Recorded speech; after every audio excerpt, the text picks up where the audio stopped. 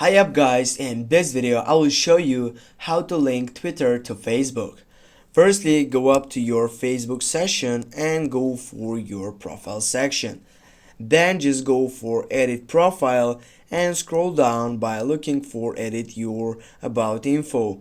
Now on this side you have many options, but if you get back you can find the links that are on the edit section, which you can get up on edit, and here you can add social links on your upper side.